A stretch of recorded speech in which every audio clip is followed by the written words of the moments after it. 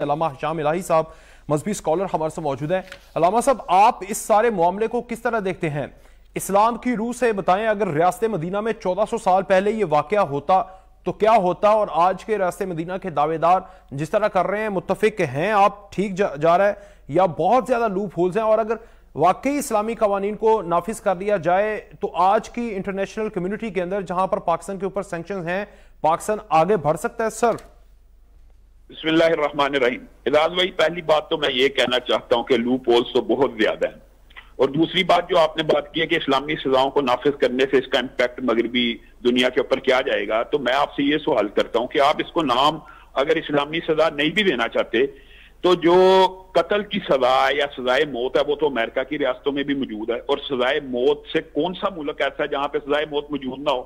یہ مسئلے صرف ہمارے یہاں کے دیسی لبرلز کے اندر ہیں یا محبتی مافیا کے اندر موجود ہیں کہ جب بھی وہ آواز اٹھائیں گے، کب بھی ریپ ہوگا، آواز تو اٹھائیں گے فیمینزم کی، پورے سلوگنز بھی اٹھائیں گے، پوری طاقت سے اٹھائیں گے، لیکن جب ہم یہ کہیں گے ان کلپریٹس کو سزائے موت دے دی جائے، اور وہ یہ سمجھتی ہیں کہ شاید یہ مطالبہ مولوی اس لیے کرتے ہیں کہ یہ اسلامی سزا بھی ہے، لیکن جرائم کی ہر ملک کے اندر دنیا کے تمام ممالک کے آپ قوانین اٹھانا، چند ممالک میں نہیں ہے قتل کی سزا، لیکن امریکہ جیسے ممالک میں بھی قتل کی سزا موجود ہے، یعنی سزائے موت موجود ہے۔ تو آپ اس کو ایک عمرانی معاہدے کے تحت اگر آپ انٹلیکچوئل لیول کے اوپر بھی اس کو ڈسکس کرنا چاہیں، ایرسٹوٹل سے لے کے افلاطون سے لے کے ابن خلدون تک جتنے فلاسفر ہیں اس بات کے اوپر متفق ہے کہ سزا کا خوف ہی واحد ایسی چیز ہوتی ہے جو جرم سے روکتا ہے۔ آپ بتائیں، جرم سے روکنے کی یہاں تو ہوتی ہے اخلاقی تربیت۔ اخلاقی تربیت جب آپ اس لیول کی نہیں کر رہے، چلیں میں ان کا ایک نقطہ نظر آپ کے سامنے رکھتا ہوں، آپ خود اس بارے کے اوپر غور کریں کہ جو عورتیں بن سنور کے نہیں نکلتی، جو بچیاں ہیں جن کو شعور ہی نہیں عورت کا، 7-8 سال کی یا بچے، ان کے ساتھ ریپ ہوتے ہیں، تو انہوں نے کیا بننا سورنا ہوتا ہے، اور ان کے اندر کون سی کشش ہوتی ہے؟ اس کا مطلب ہے کہ یہ ہمارے معاشرے کے اندر صرف یہ غبار پھر صنف مخالف کی طرف سے نہیں ہے، ہمارے معاشرے میں ایسے کلپریٹس موجود ہیں جن کی تربیت ہی نہیں ہوئی۔ اب ان کو کون روک سکے گا؟ صرف سزا کا خوف۔ اور سزا کیا ہونی چاہیے ریپسٹ کی؟ میں تو یہ کہتا ہوں کہ ان سارے لبرل اور سیکولر یا جتنی بھی خواتین کے نعرے لگانے والی ہیں، آج آئیں ہمارے ساتھ ملے۔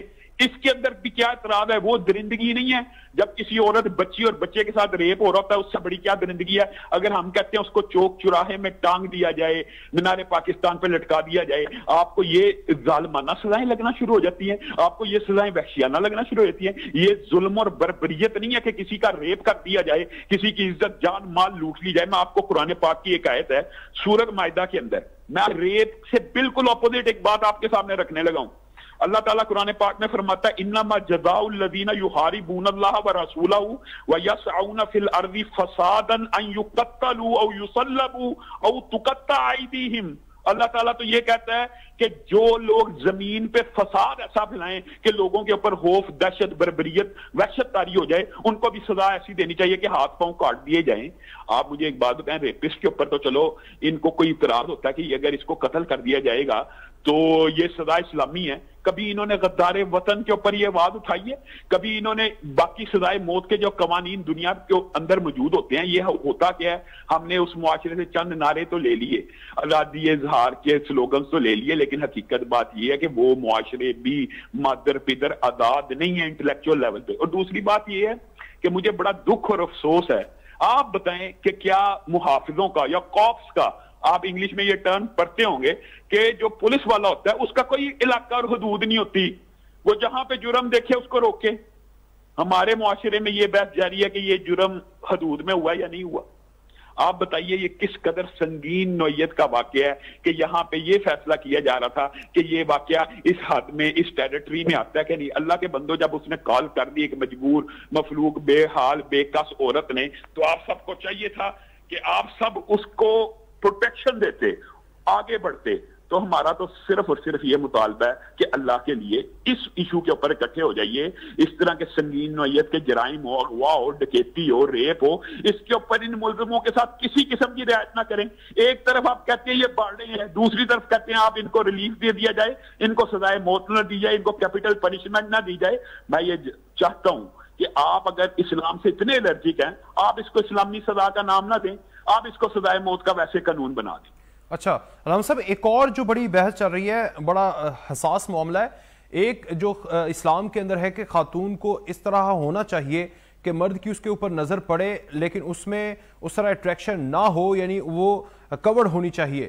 لیکن یہاں پر یہ بھی بحث ہے کہ کورڈ کے ساتھ بھی آپ نے بھی جس طرح کہا کہ وہ بھی ہو رہا ہے. تو یہ جو معاملات ابھی چل رہے ہیں، یہ کنفیوژن ہے، یہ کیسے دور ہوگی سر؟ میں یہ بات سمجھتا ہوں اعجاز بھائی، دیکھیں جو سی سی پی او کا بیان ہے نا، اگرچہ اس کا موقع محل درست نہیں ہے، یہ پبلک سروس کا اس ٹائم میسیج نہیں تھا یا پبلک کو اویئر کرنے کا یہ ٹائم نہیں تھا، اس ٹائم وکٹم کے ساتھ کھڑے ہونے کا ٹائم تھا. لیکن یہ بات تو حقیقت ہے نا کہ عورت کو شریعت میں کہا گیا کہ وہ محرم کے ساتھ نکلے، لیکن یہ وقت نہیں ہے ڈسکس کرنے کا.